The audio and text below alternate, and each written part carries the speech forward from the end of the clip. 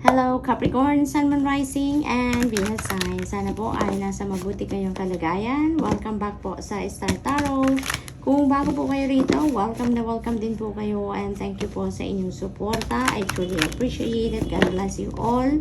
Tignan po natin ang mga messages ninyo for today, October 3. Kunin muna natin ang mga trinkets, no? Doon muna tayo sa trinkets. Unang message ni Capricorn, we have the zebra. Ayan. So, this is about determination, communication as well, no? So, maaring ang iba sa inyo talaga is going to, papakita ninyo ngayon, no? I-display ninyo ngayon ang inyong determination, no? Kung ano man ang plano ninyo, kung ano man ang mga binabalak ninyo, maaring maging determinado talaga kayo na abutin, no? Simulan, gawin, kung ano man yung mga ine-envision ninyo, no? Maaari din ang iba sa inyo is going to highlight din ngayon kung papaano naman kayo makipag-communicate effectively and efficiently, no? So, maaari din na yun ang kailangan ninyo ngayon, Capricorn, no? So, maybe that is a reminder for you. We have letter A. Ayan. So, letter A, maybe this is your initials, Capricorn, or maybe initials yan ng mga tao that you are going to be dealing with around this time. We have the key. Napakaganda, no? Nasa inyong mga kamay ngayon ang susi para sa pagbubukas ng mga new opportunities and possibilities for yourself, no? May mga kayo ngayon, may mga tagumpay na maaaring makuha, may mga pagbubukas kayo ngayon ng mga bagong oportunidad para sa sarili ninyo. So, what else? Capricorn, we have the King of Spring. Yan. So, kanina, determination ang sinasabi ni Zebra, and King of Spring also, same thing, no? Talagang, kung may plano kayo ngayon, kung ano man ang ini-envision ninyo for yourself, you're going for it, no? Walang makakapagpigil sa inyo sa ngayon. Talagang determinado kayo, laser focused kayo ngayon sa kung ano man ang dream ninyo, kung ano man ang goal ninyo, you're going for it, no? Nothing or no one can get in your way. Talagang susugod kayo patungo doon sa kung ano man ang goal ninyo around this time, no? Maaari din ang iba sa inyo will be promoted to a leadership role sa ngayon. Maaari you will be placed or appointed in a position of authority, yung mga ganun ba, no? And kung ano man ang hinahangad ninyo, Capricorn, na matupad ninyo or ma-accomplish ninyo or ma-achieve ninyo, talagang makakaasa kayo talaga, no? Na maararating ninyo yan, maaabot ninyo yan, maa-achieve ninyo ang ano man yan. Kasi masyado kayong laser focused sa ngayon. Your eyes are on the prize, kaya walang makakadistract sa inyo sa ngayon. So that's really good.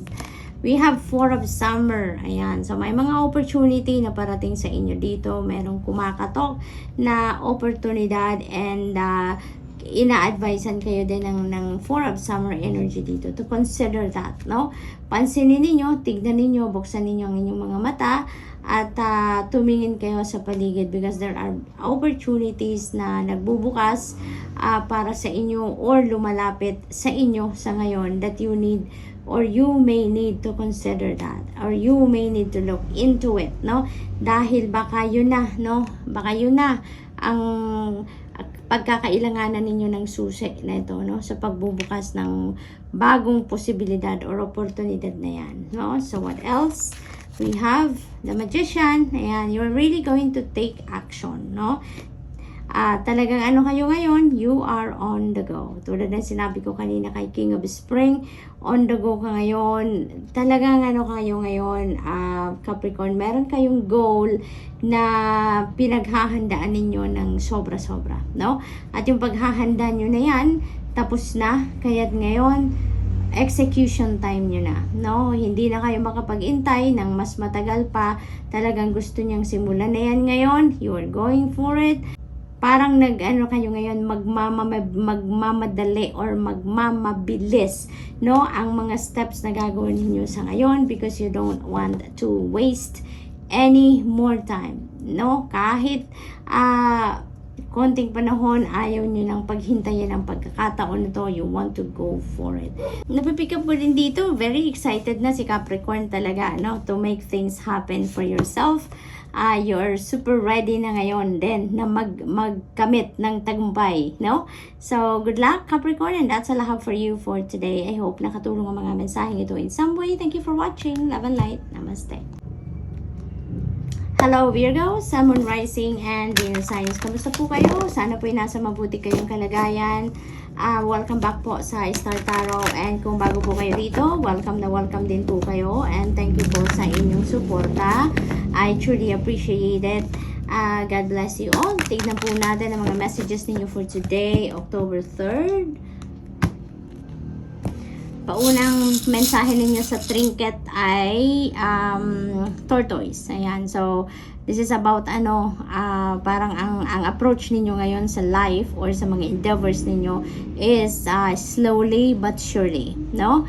Slowly but surely. Kahit mabagal, dahil pinag-aaralan ninyong mabuti, naninigurado kayo dito sa bawat galaw ninyo, kaya magtatagumpay kayo, no? Kasi yun ang goal ninyo, na mag-succeed kayo sa kung ano man ang endeavor ninyong gagawin. Hindi kayo dito nagmamadali, hindi ninyo ito nirarush, bagkus pinag-aaralan ninyo, kalkulado ang bawat galaw ninyo dito, ang bawat step na ginagawa ninyo, because you want to ensure that success ang dadat na ninyo doon sa sa finish line, kumbaga. So we have cat. Ayan. So this is about curiosity, no? Intelligence. Yan talaga pinag sa pag-aaral ninyo, no? Sa diskarte na ginagawa ninyo dito, talagang pinagbubuhusan ninyo yan ng hindi lang academic knowledge but also yung experience ninyo, no, in the past. Ina-apply ninyo dito ang inyong wisdom and learnings in life because gusto ninyo na talagang pagtagumpayan ninyo kung ano man ang endeavor na to, no? Yung intelligence ninyo, yung curiosity ninyo, yung pag-aaral ninyo, yung wisdom ninyo, sama-sama, no? Pinagsasama-sama ninyo yan nang sa gayon, makasiguro kayo na tagumpay ang dadat na ninyo talaga dito. So, that's really beautiful, Virgo. Patuloy kayong nag-aaral, you know, patuloy kayong nag-aaral. You continue to expand your knowledge dito. Oh, ang swerte, Virgo, napakaganda. We have the horseshoe. Ayan. So, horseshoe is, this is very lucky, no? This is about good luck, no? Good luck and good fortune. Kaya ang swerte ninyo around this time, Virgo. So, take advantage of that energy. So, tignan natin kung ano pa ang ganap. We have King of Autumn. Ayan. So, swerte ninyo ngayon, ano? Sa pagdating, lalo-lalo na sa money, career, and finances. Virgo, it's time for plenty. No, it's time for plenty. It's time for prosperity and abundance for you. Ngayon, maaring may mga financial blessings na parating sa inyo. There will be financial opportunities din for some of you na maaring dumating. Magkakaroon kayo dito ng mga offer para sa lucrative job, maaring ganon. Maaring may mga business opportunity dito na parating sa inyo. Maari din na meron mga financial blessings na dadating din sa inyo, Virgo. So, ang naririnig ko, keep coming. Keep coming. So, maaaring yung mga grasya, yung grace of God, grace of the divine, you know, will be keep coming, no, your way around this time. Good fortune and good luck, diba? Ang cat then, you know, that is also abundance, no? And here, abundance, prosperity, wealth, you know, will be surrounding you. Ngayon, nasa inyong horizon ito. So, napakaganda. Everything is going to, work, kumbaga, your way around this time, Virgo. So, this is really beautiful. Maraming mga resources ang maaring dumating sa inyo dito. Kaya, yung parang, this is a time for bounty. This is a time for plenty, no? Of material things sa inyo, Virgo. So, good luck. We have Ace of Winter. Ace is a new beginning energy. So, talagang meron din kayong sisimulan dito, no? Maaring bagong maaring bagong ideas ito, no? Na parating sa inyo. Maaring bagong insights, bagong inspiration that is going to lead you, no? to these opportunities, no? Maaring ganon. Or maari din na this is a time for you na mag-implement or mag-roll out na ng inyong mga plans, no? Maybe related to money, career, and finances, no? So, maaring ganun. Parang brilliant idea, no? Meron kayong brilliant idea dito na sisimulan sa ngayon at maaring yan ang maghahatid sa inyo ng financial success, no? Maaring ganun ang sitwasyon dito. It could be that maaring iba sa inyo dito may mga ideas na, may mga plano ng ginagawa, no? And maybe this time, maaring may mga bagong parating pa rin na karagdagang ideas na napapasok sa inyo, and maybe mag-reconsider kayo muli ng mga plano ninyo. Maaring mas aayusin pa ninyo, maaring may babaguhin kayo para mas pagandahin, mas i-improve yung mga ganon. So, good luck, Virgo. Marami kayong magagandang ideas ngayon, brilliant ideas that are coming in. The Emperor energy. So, you know what? Talagang papunta kayo dito towards prosperity and abundance. No? Virgo, this is the path na magbubukas para sa inyo ngayon. Good fortune and good luck. King of Autumn, Ace of Winter, Emperor, napakagandang pinagsama-samang energies kasi ang nakikita ko dito, you are on the road to your prosperity and abundance, no?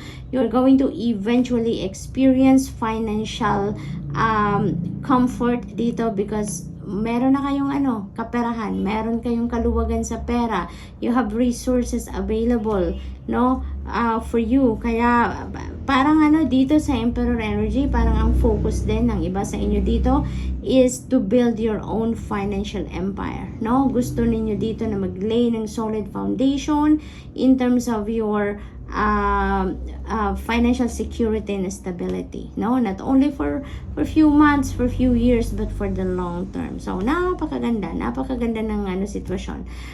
For others of you, dito, maaring ma-promote kayo into a leadership role. Maaring ang iba sa inyo will be a person of authority na, no? Maaring ganon ang sitwasyon dito. Kaya, maganda lang ang dating, no, ng mga energies na to, lalong-lalo na in terms of your money, career, and finances.